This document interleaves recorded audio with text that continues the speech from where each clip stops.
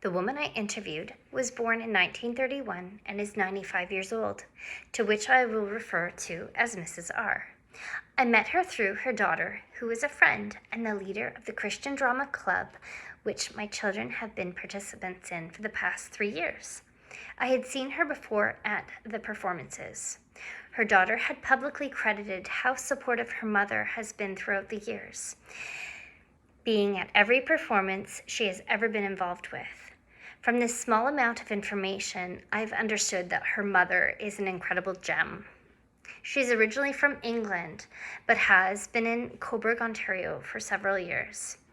She has attended a Baptist church to which my husband and his family spent a decade in the 1990s to early 2000s, and we've been taking our children there for the past 2 years. My mother-in-law, knowing a little bit about their family, suggested that I ask her, and I was delighted that she agreed to meet and share with me her story.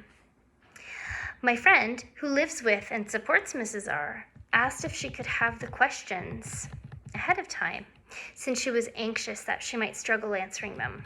I wrote her a letter thanking her for being a wonderful mother to her daughter, to which planted the seed for her supporting so many young people.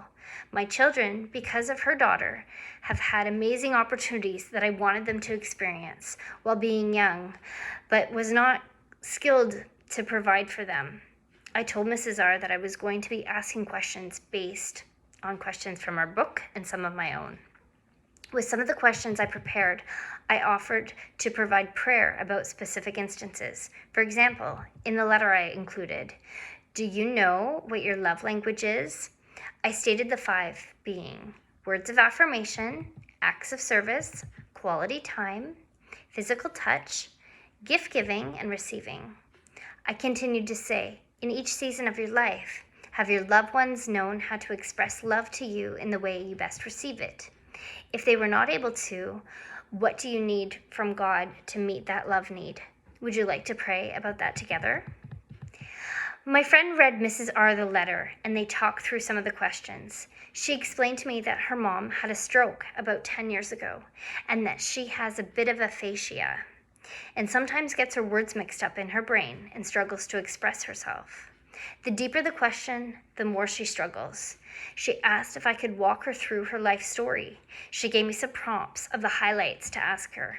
I then revamped and simplified the questions, to which my friend said were fine. Our interview happened on Friday, July 3rd, just after 3 p.m. in her living room. I had bought some velvety ribbon from the dollar store.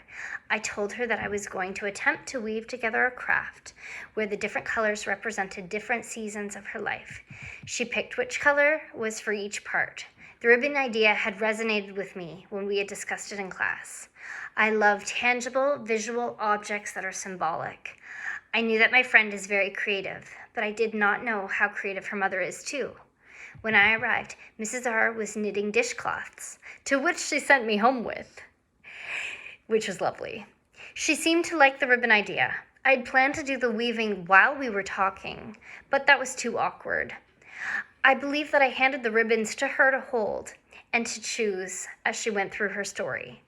The 8 different colors represented childhood, teen years, getting married and marriage, and God lifting them out of the dark place with no community and bringing them back to Canada, a season of thriving in Napanee, and a difficult season of being her husband's caregiver, and lastly, representing the legacy of her grandchildren and great-grandchildren, her offspring.